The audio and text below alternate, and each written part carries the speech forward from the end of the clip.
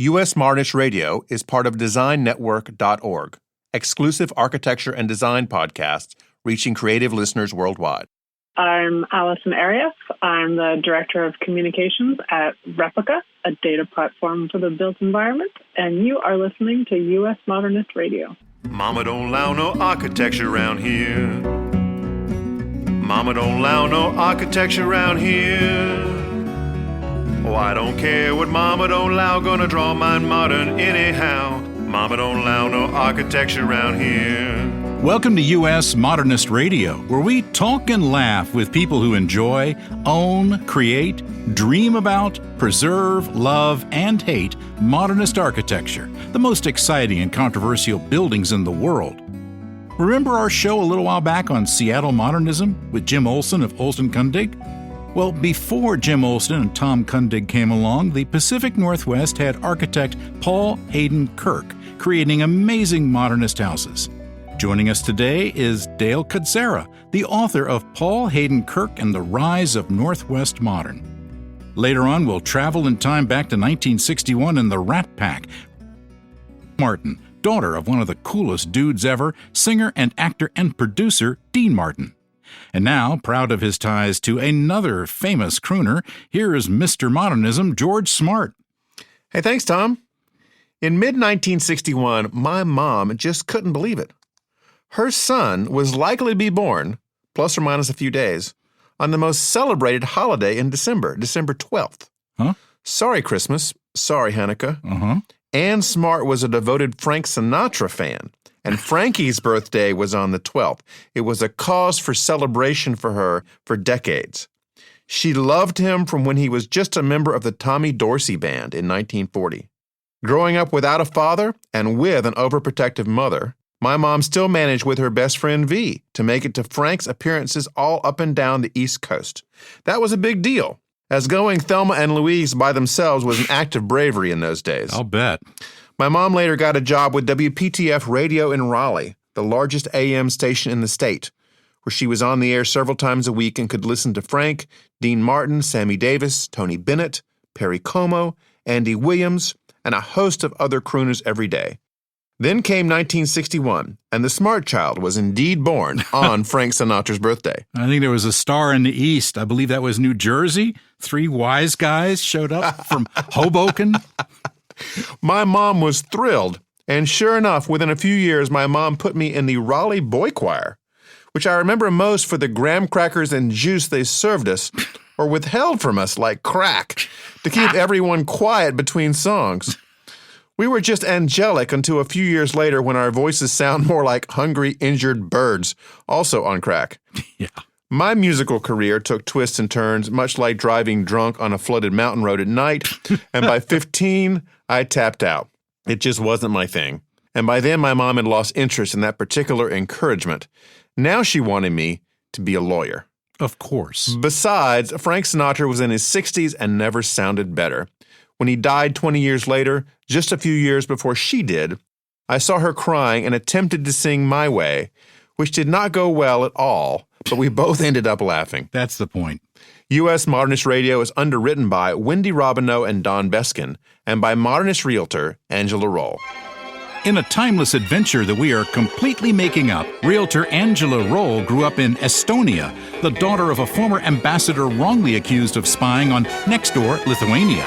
He was cleared, it turned out, because Estonia only has 6 spies, and everybody pretty much knows who they are. After a night of partying with Le Corbusier's cousin, Boozy Corbusier, Angela took the ferry across the Gulf to Finland, causing an international incident involving a little red dress, a wood-turning lathe, the Finnish Coast Guard, and a $2,400 bar tab she signed as Norman Foster. Angela escaped the resulting media frenzy on a train to Denmark in the company of international man of mystery Eric of Aarhus, whom she later married and eventually moved to North Carolina, the Denmark of the South, to become a real estate agent.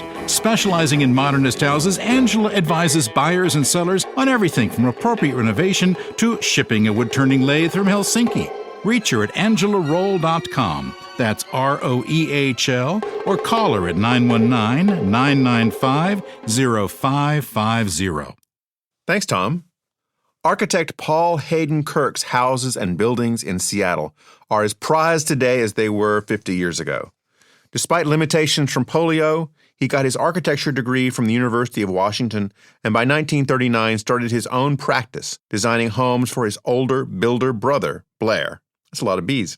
Projects include the Magnolia branch of the Seattle Public Library, the Japanese Presbyterian Church, the French Administration Building at Washington State University, the Edward Meany Hall at the University of Washington, the IBM Office Building in Spokane, and the Alexander Graham Bell Elementary School in Kirkland, among many more. Kirk was a rock star in design, with over 60 articles in national architectural publications. You can find most of these in the U.S. Modernist Library online. Kirk paved the way for architects like Jim Olson, Tom Kundig, Gordon Walker, Rick Sundberg, and a special group of women we'll learn about today.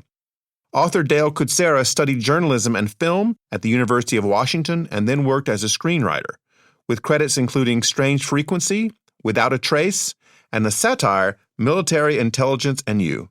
He won the Carl Sauter Screenwriting Award and has written books about writing books, as well as the sci-fi Andy McBean series.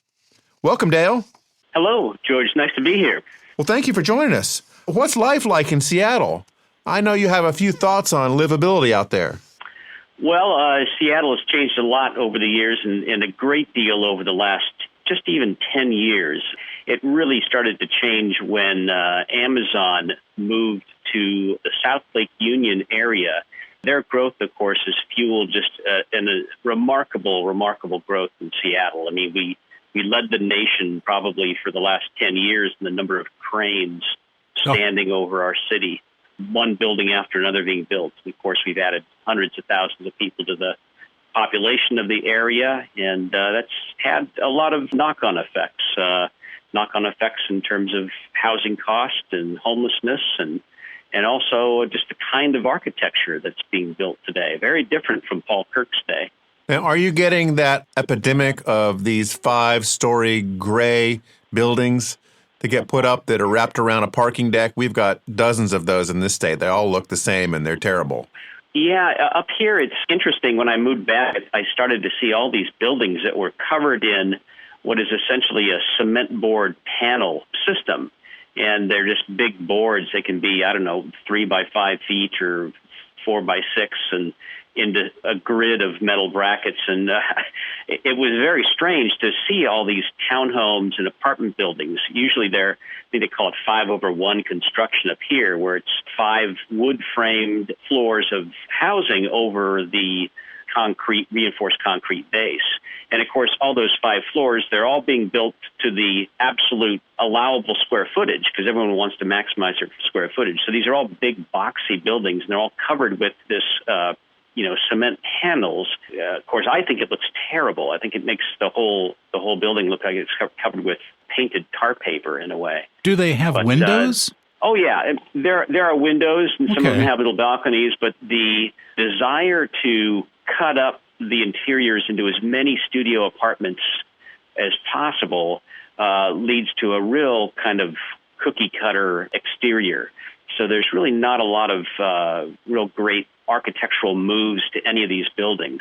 And of course, the fact that they're wood frame construction means that the grid they're based on is very different from a reinforced concrete building or a steel building that might have a better span of space and interior space. There's a lot of beautiful kind of office buildings going up in South Lake Union because, of course, a different building code applies there. But if you're, surrounding downtown, you're just seeing 5, 6, 7, 8-story apartment buildings, boxy, big, and all looking the same. And where is South Lake Union? Is that a part of Seattle, or is it a different municipality? No, South Lake, Seattle is an interesting city. It's a very skinny city. It's basically wedged between the Puget Sound on one side and Lake Washington on the other. And connecting Lake Washington to the Puget Sound is the Montlake Cut that was dug, 100 years ago. And that connected Lake Washington to Lake Union. So Lake Union is just north of downtown. And on the south shore of Lake Union, which used to be a lot of light industrial type businesses, all that area has been kind of it was rezoned. It was basically bought up, and all those businesses have been basically kicked out, and the buildings transformed into new tech offices. And every tech company you can imagine has an office down there. It's quite a remarkable transformation in just the last 10 or 15 years. Wow. Well, let's get in our time machine then, Dale, and go back to a simpler, gentler time where the architecture was more interesting. Tell us about Paul Kirk.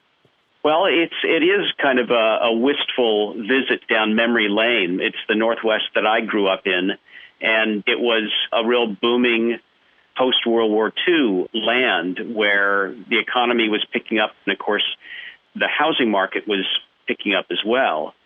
And Paul Hayden Kirk had great timing. He had the good fortune of getting out of architecture school in the late 1930s and doing his apprentice work and setting up his own office as a young man, right when a lot of defense money was coming into the area related to World War II. And of course, the Puget Sound is home to Boeing, and it was home to shipyards and a lot of industry that was important to the war effort. It was also home to some major naval bases. So a lot of federal money started to flood into the Puget Sound area, and that just picked up and enabled Paul Kirk to really have a nice entry into the world of architecture. It also helped that his dad, Spencer Kirk Sr., was an interior designer. He had worked in Utah where he lived and grew up, and then he had moved here and became a salesman of furniture and then opened his own shop, basically decorating a lot of new housing projects and commercial projects. So Paul had a really kind of I think he had a great relationship with his dad, and his dad had, what Paul Kirk called a sensitivity to all things related to kind of color and texture and light and design. So when Paul got out of school, I think his dad was able to recommend him to some clients, and that really got Paul's career off to a good start because he did a couple of very interesting Beaux Arts style houses, 39, 40. And then through the war years, because he had polio and would not serve and could not serve in uniform, he worked basically building housing, a lot of defense worker housing in Seattle. And then after Seattle, he teamed up with another UW grad, a guy named James Chiarelli. And from 45 to 50, they really did some of the first mid-century modern houses in the Pacific Northwest. And were lots of glass, shed roofs, just really terrific flowing spaces, often all on one floor. And, it was a time when the average cost of a house in the Pacific Northwest, in the King County area, the median price was twice the median income. And I remember looking that up when I was doing the book and some other research. And of course, you compare that to today, where the average cost of a house is 10 times the median income. Yeah. So, where it used to take only 2 years worth of income to buy a house in Seattle, now it takes 10 years worth of the median income to buy a house.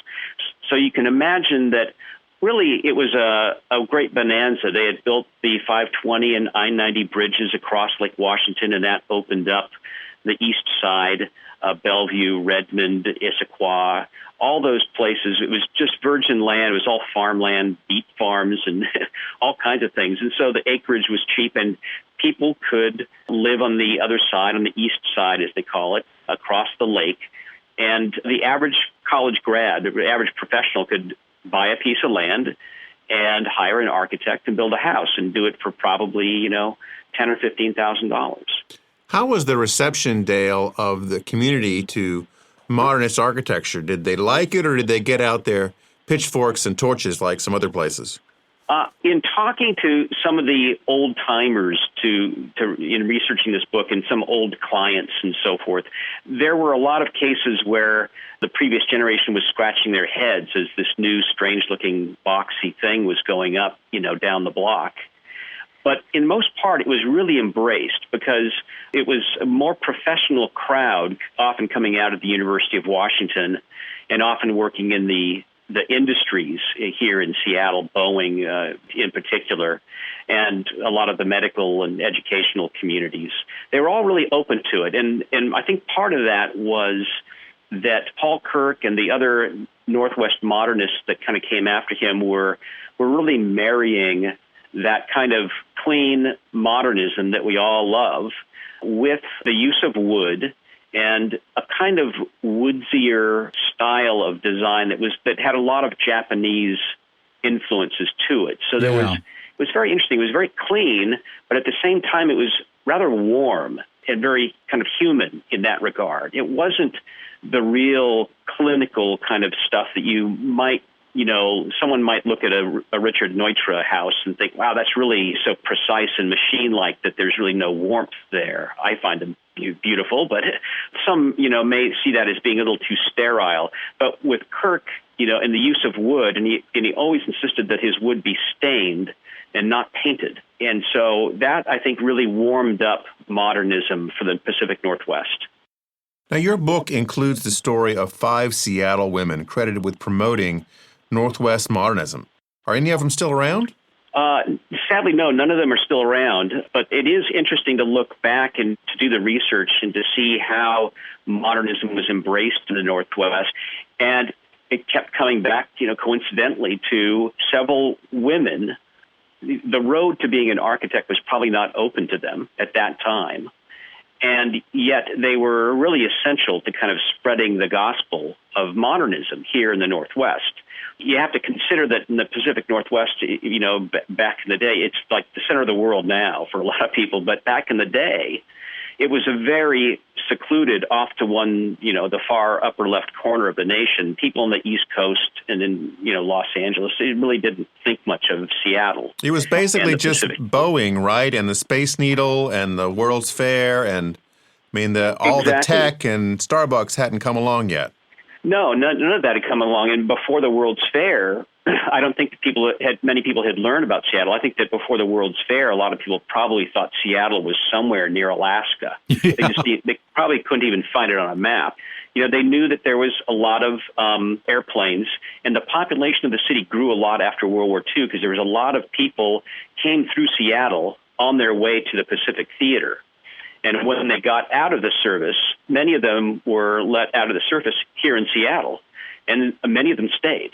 So World War II itself was a big boom. It kind of helped people discover how beautiful the region is and how idyllic it could be compared to a lot of other parts of the country that have a lot of, hotter summers and colder winters.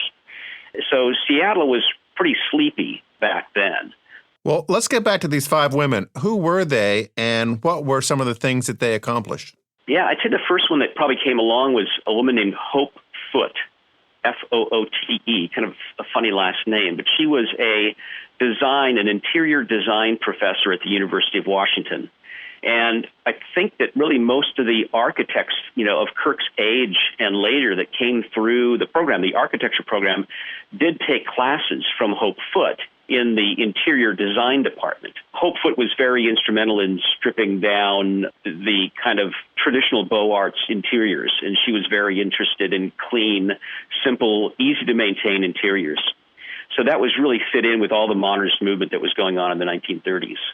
One of Hope Foote's students was Marjorie Phillips, who was a very talented interior design student, probably wanted to be an architect, but that path just wasn't open to women at the time. And after she got out of school, she had won a national competition on some student design work she had done, and kind of parlayed that into writing for the 2 newspapers here in Seattle, the Seattle Post-Intelligencer, which no longer exists, and of course the Seattle Times. And she was at the Seattle Times for 25 years, and she wrote a weekly column on a new house. This, again, in the post-war years when everyone is, tired of the Depression and they've been through war, and now everyone wants to settle down, buy a house, raise a family. So this is the era of home magazines, Home and Gardens and House Beautiful and Better Homes and Gardens and all those wonderful home magazines. And so Marjorie Phillips was able to really kind of parlay this competition she won into writing for the 2 major newspapers. And she was at the Seattle Times for some 25 years, and her column, her weekly Sunday column, that featured a new house, and it would provide a floor plan of the house, and it would often feature some of the new appliances. And then, of course, she was also writing articles on furniture and the new bells and whistles that were coming online, even if it was just a new vacuum cleaner or new appliances and things like that. And she was instrumental in really picking out a lot of young architects and featuring their modernist work. Paul Hayden Kirk was a frequent person that was featured, and of course a number of others. Really, her work covered the entire Northwest School. And it was, I think, through her work and through her way of presenting these kind of modern traits, if not the entire modernist house, at least modernist traits that got more and more developers to embrace those aesthetics and to kind of look for those cues when they're building a house. Suddenly, modernism wasn't the strange thing it used to be. Now it was really embracing the new and being part of this new age, an atomic age, a post-World War II age, an age of television, and all these new things. And all those things really wanted a modern house to exist in. And these were houses, again, with exposed structure, often post and beam, large expanses of glass, often floor-to-ceiling glass in the living room, and often a floor plan that kind of embraced nature. So rather than having a traditional house where the living room might look out onto the street, the living room would always be faced towards the back of the house where there was a nice garden or where you're looking over a territorial view, because the Puget Sound is very hilly, so almost every lot you buy here has a view of some kind or other. When you were researching Kirk's projects for the book, how hard was it to find the projects, and are most of them still standing, or do we have a lot that have been destroyed? Well, it was very interesting because I knew the name of Paul Hayden Kirk, but I really didn't know a lot about him when I took this on. I kind of researched the general field, and it became very important and very clear that he was the premier guy of the time. And what kind of surprised me is that no one wrote a book on him sooner, because he was incredibly prolific and very influential amongst all the architects that came after him. And he designed a lot of key buildings, and some of the key buildings that, if you know even a little bit about our architecture in Seattle, you're probably familiar with the University Unitarian Church, which is a very interesting modernist building, and of course the Magnolia Branch Library, which is a terrific post and beam kind of exposed structure building. Very, very wonderful space. And in researching him, I kind of had these kind of little signposts of buildings that I knew about, but I didn't really know about the range of his work and the progression of his work, which is, I think, quite telling in the book. As you go through it in a chronological manner, you can kind of see how his work evolved. And it was surprisingly difficult to pin down a lot of his work. I'm still trying to find Paul Kirk work. I will still talk to people who see the book and will say, hey, there's a Paul Kirk house a couple of blocks away, and I'll try to add it to the database that has hopefully a real accurate record of everything he designed. Many of these houses have just kind of been forgotten, and many of them, they're kind of hidden behind the trees and bushes and stuff, so unless you really peek down a driveway, you're not going to see that it's a really interesting house. And, of course, many of them, because of the growth in Seattle over recent years, have been torn down. There's a lot of really terrific houses that have been torn down just in the last 10 or 15 years, largely to be replaced by a much larger house. Because a lot of these mid-century houses were modest in size. They were, anywhere from 1,000 to 2,000 square feet. I think the biggest house Kirk designed may have been 3,500 square feet. So these smaller houses that were at times meant as even a starter home, they were quickly knocked down and have been replaced. But fortunately, Kirk was so prolific, he was such a hard worker, that there's a lot that are still out there. And there are some, there's the real marquee houses that are still treasured and really treasured by their owners, and in some cases kind of handed down from one generation to the next. I've found a lot of, the children or grandchildren living in the houses that their parents or grandparents had Paul Kirk design.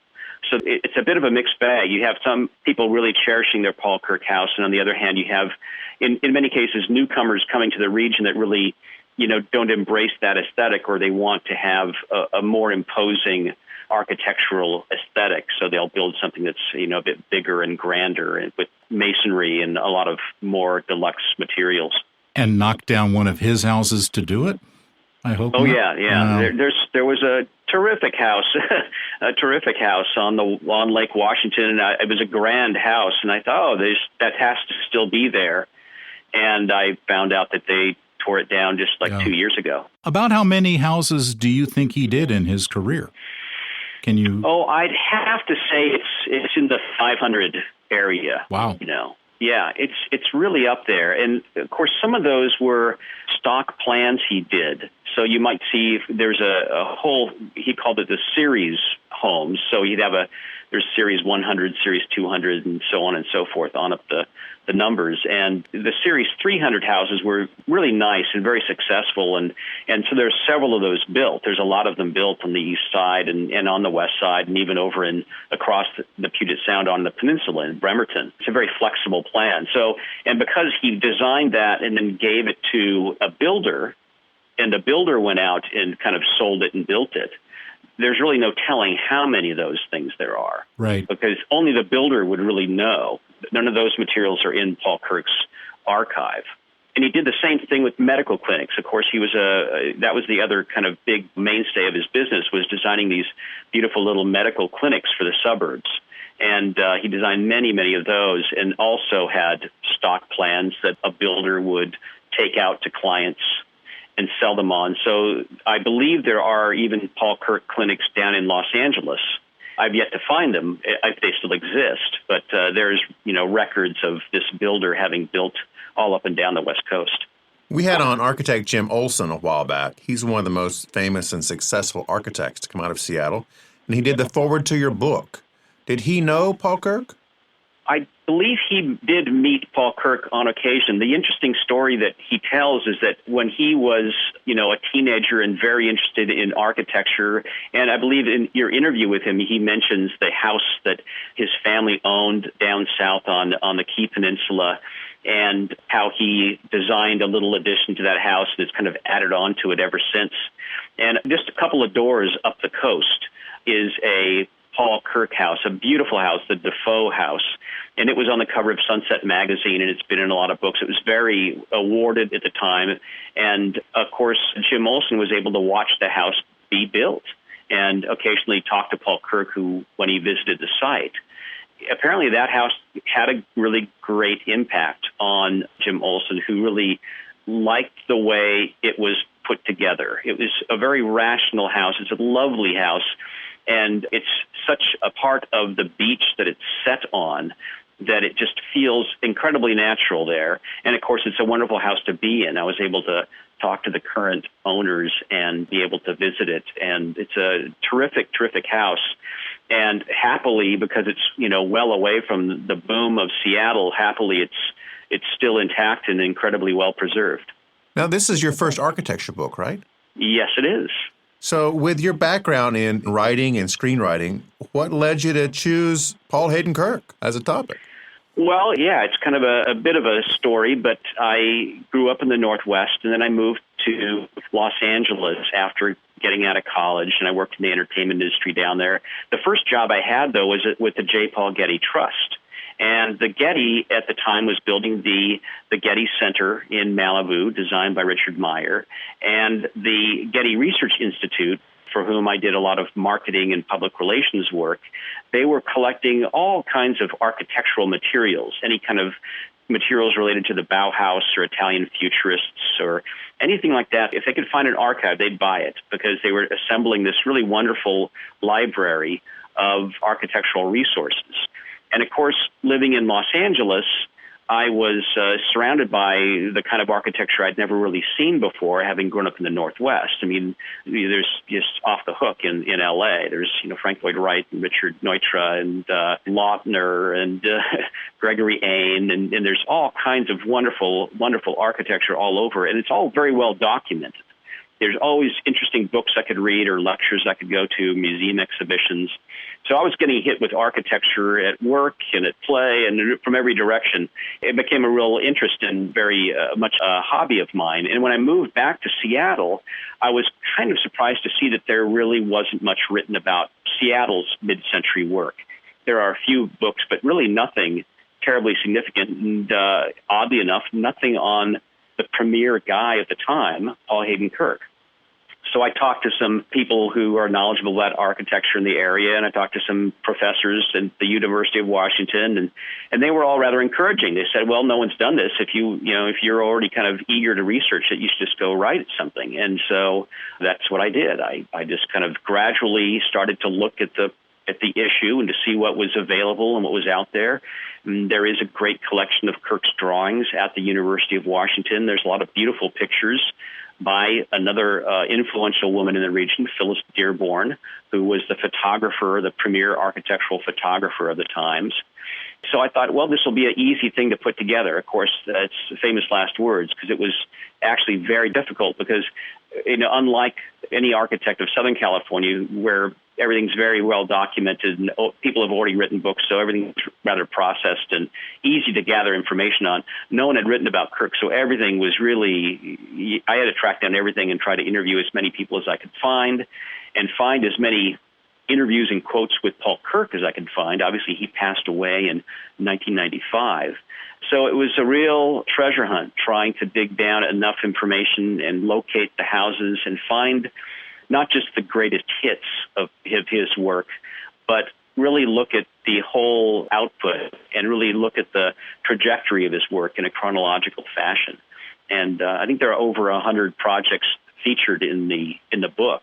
It's just kind of a march through his work and with some side trips to look at the overall trends of architecture in the Pacific Northwest. The book is Paul Hayden Kirk and the Rise of Northwest Modern. 260-some pages, really well-researched with some great photos. Thanks for joining us, Dale.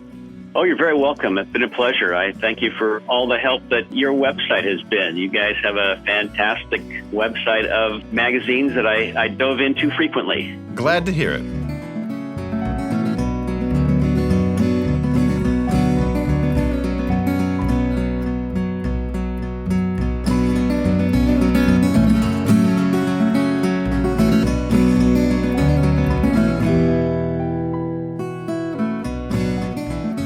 In 1961, the Rat Pack was a group of the coolest cats on the planet. Frank Sinatra, Dean Martin, Sammy Davis Jr., Joey Bishop, and Peter Lawford toured, they played Vegas, and they made movies, the best of which was the original Ocean's 11. Now, if you've seen the 2001 remake, well, it's good, but it's nothing compared to the original. Sorry, George Clooney. The Rat Pack started meeting at the LA house of Humphrey Bogart and Lauren Bacall with other stars, but eventually it was just Frank, Dean, and Sammy.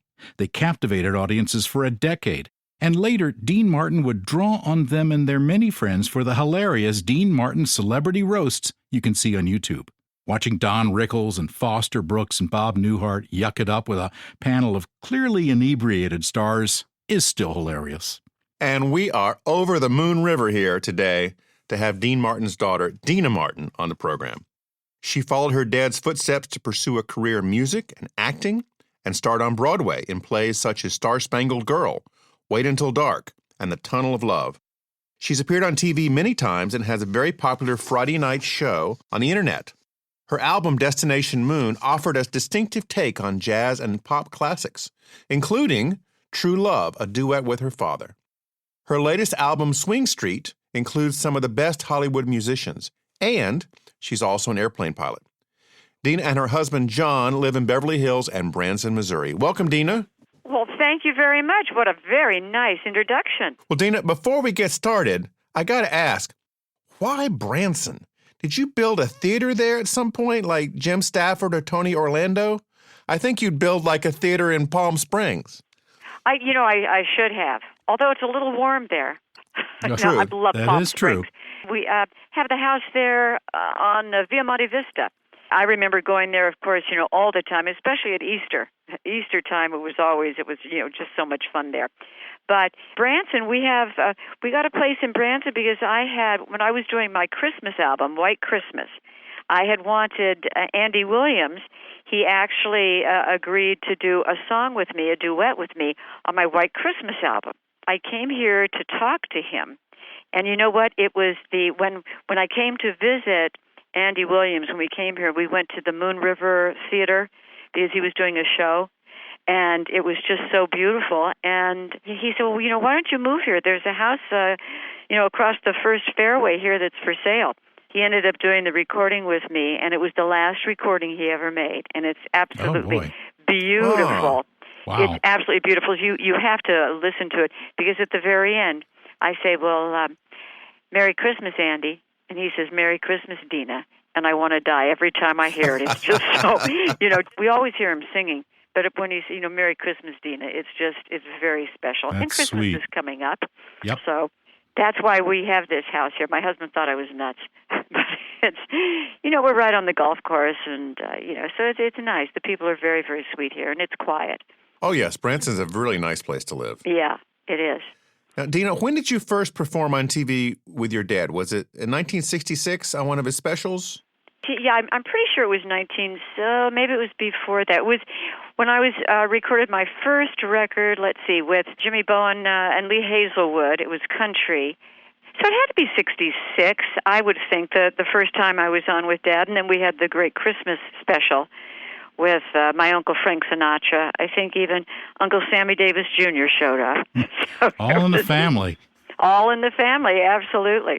Now, people still know your dad for his music, of course, but many people don't know about your dad's Matt Helm movies, which were really pretty good. Oh, he was so cute as Matt Helm.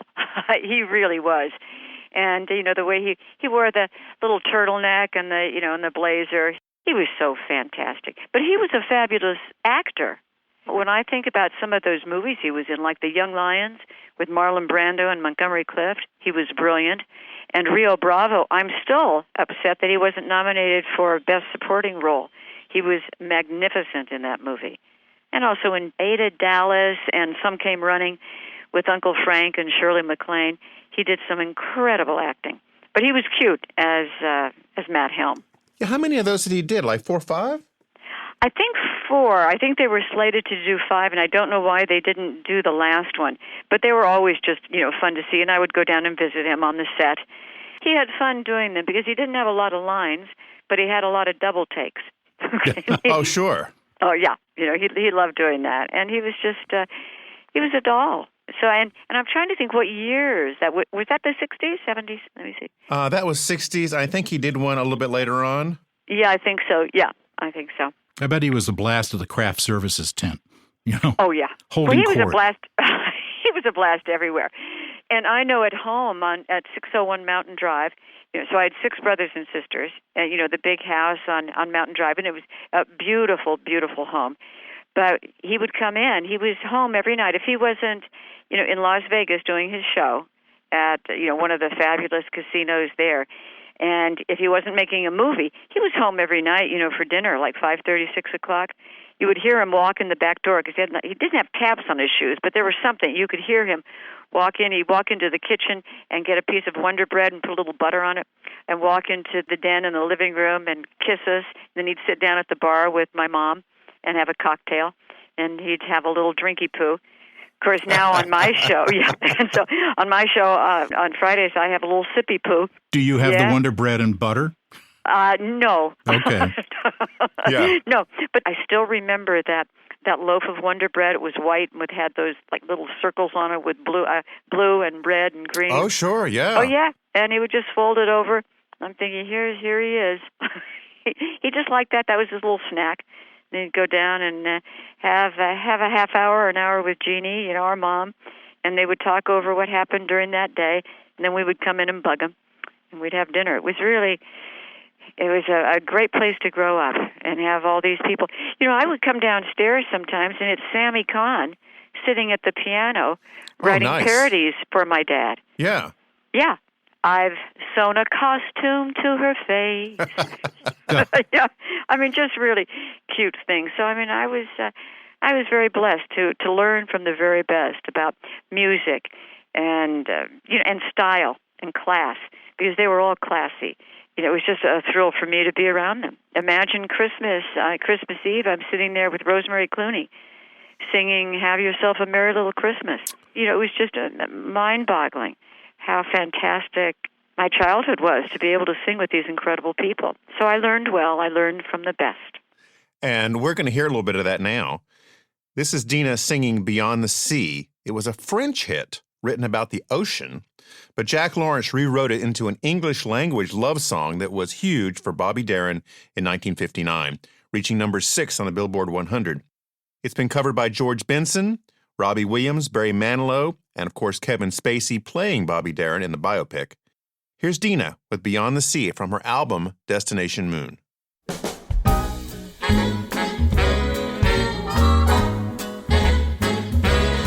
Somewhere beyond the sea, somewhere waiting for me, my lover stands on golden sands and watches the ships that go sailing. Somewhere beyond the sea, he's there watching for me. If I could fly like birds on high, then straight to his arms I'd go sailing. It's far beyond the stars, it's near beyond the moon. I know beyond a doubt my heart will lead me there soon, and we'll meet beyond the shore. We're gonna kiss just as before, and happy we'll be beyond the sea, and never again will I go sailing.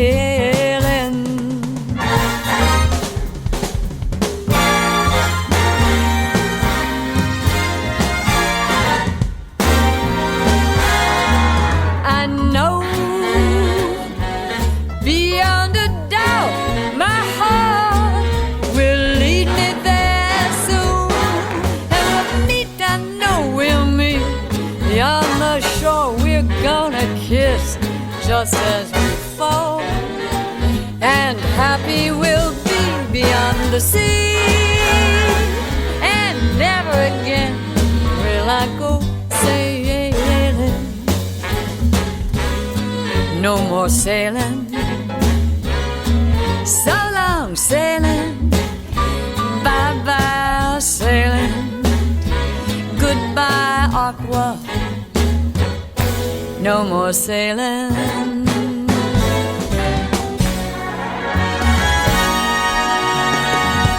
What a great song. So bouncy. Isn't that a great song? Yeah. Wow. And a nice job singing it, too. Well, thank you very much. And it was, a really nice arrangement by Charlie Colello. And of course, we have my Rick Creevy, my music director, on piano, and Eddie Mena on sax. But we had, great musicians, of course. So that's what we like to do. And it's all about constructing a great record. Now, during the 60s and early 70s, did you and Nancy Sinatra and Frank Sinatra Jr. ever perform or consider going on the road? Kind of like you could have been the first Brat Pack before the movie came out. It's true. We were the Brat Pack. You're absolutely right. We hadn't thought about doing it. We were all, doing our own things at the time. Okay. And so everybody had their own careers. What we were doing, we were all friends, of course, and we did the Dean Martin show a few times. It was a fun time, and I think there was a number where it was Lucy Jr. and Frank Jr. and myself. We had fun on the show. And then the Christmas show, of course. But we have not thought about going out together. We did not think about going out and doing it together. We talked about it. Yeah. But everybody was busy doing their own thing. That would have been a great concert. Wouldn't that have been fun? Yeah, it would have. And, I did things with Nancy, of course, and I did things with Frank and with Liza and, and Lorna. So, just imagine. All first names that you don't have to fill in the blanks. Yeah. Yeah, it's true. It's a first name I have basis. to tell you, in 60, I'm trying to think, it was 67, probably, in 1967, and I think it was Julie Stein who had asked us, and he put together, it was called Chips Off the Old Block, or The Name's the Same. And it was Maureen Reagan, Mickey Rooney Jr., Gary Lewis, Deana Martin, Francesca Hilton, who couldn't do a thing, poor Francesca, and Meredith McRae. And we did this show at Caesars, and it was really quite something. until we found out that Peter Lorre Jr. was not Peter Lorre Jr. because he didn't have a Peter Lorre Jr. So, I mean, it was kind of a fun show. But when you would drive up to Caesars and you'd see the huge marquee, in big letters it said Martin and Lewis. Yeah. and as you get closer, you can see there's a teeny little Deana above the Martin and a little Gary, over the Lewis. And it was Martin and Lewis together again. It was a fun show. Now, our ACE research team came up with a little known factoid about you, which I found fascinating, is that at some point you dated Davy Jones of the Monkees? Oh, Davy, yes. Oh, he was... Oh, I have some great stories how about adorable that was, that guy. He was so cute. We were the same size. Yeah. Yeah, he was a bit petite. He was an incredible entertainer. And when he would come over to the house, my dad just adored him because he loved horses. So did my dad. They had the same sense of humor. And we would all go outside, and I'll never forget this. It was one of I'm pretty sure it was embarrassing for him, but he didn't care. Those were in the days of hip huggers and bell bottoms. Yeah, and he would wear his little boots. So we all went outside to the backyard to play football, because, 6 kids, 7 kids. And so he took off his shoes to play football, and he was tripping over his pants. Oh, no. Oh, yeah. No, we rolled him up for him. But it was nice stupid. of you. What a good guy, and I remained friends with him forever. And in fact, one of the last songs, he was doing a show at the Arcada in Chicago, and I went to see him. My handsome husband John and I went to see him, and I surprised him. I came out on stage; he didn't know, and I sang "Everybody Loves Somebody" to him, and it was quite something. And he looked at me and he sang "Secret Love" to me. It was just, spectacular. Wow. It was one of his last performances also. We were shocked because he was in good shape and he was riding every day, and I love his daughters, and so he wasn't that old. He wasn't that old. I mean, he looked fantastic, and as I say, he was just a really good guy, a nice guy with a good sense of humor, and John and I just adored him. So what a shame. But he was my boyfriend. And how are Angie Dickinson and Shirley MacLaine doing? Have you ever had them over to one of your Friday night parties? Well, they always came over. And in fact, Angie, we have put together a documentary, a Dean Martin documentary. And we've been working on it for years. We were kind of put on hold for this past year. But I have to tell you, we interviewed Angie. Mm-hmm. Also, we got Florence Henderson. Oh, great. So that was great. We got Bob Newhart, Norman Lear, Alec Bald. I mean, everybody wanted to talk about Dad, of course. And they all have their, stories about him. And that will be coming out, I think, before Christmas. Same with the PBS special. But we were able to interview all of these people. And Shirley MacLaine, it was funny. She said she came over one day because she was just in love with Dad. And then she said she saw all the kids, and she said, no, I can't put up with this. So, and Angie is still a very, very good friend. And we see her when we go out into Beverly Hills. Well, this song, which is one of my personal favorites, was written by fellow Rat Packer Jimmy Van Heusen. It appeared in the original Ocean's 11, and although it wasn't one of Dean Martin's biggest hits, it squarely captures some of the magic of that era. Here's Deana with Ain't That a Kick in the Head.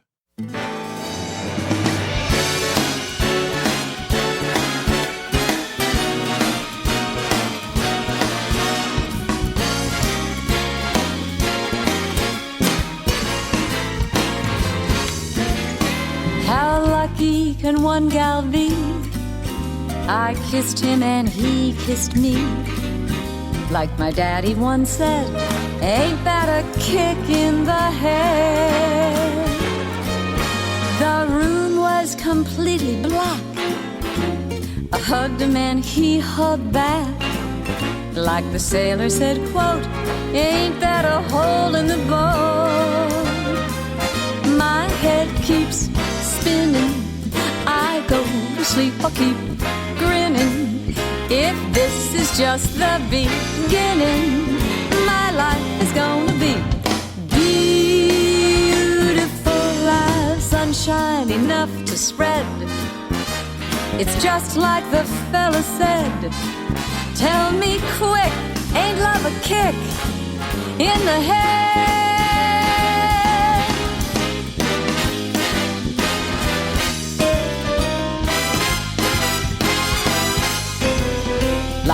fella once said, ain't that a kick in the head?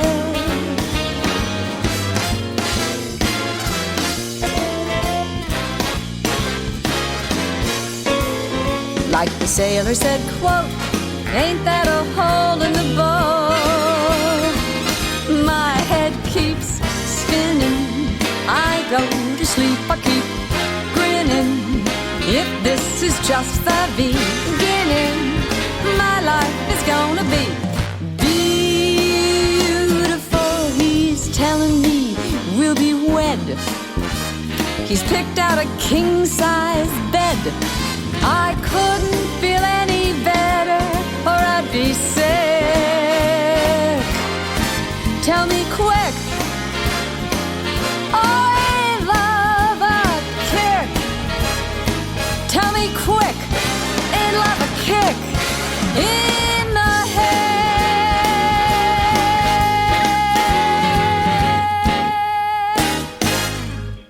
That's the song you want playing by the pool when the martinis are served. That's exactly right. We'll have a little sippy poo. Exactly. So cute. You know, I mean, and that's from my first album, I think in 2006.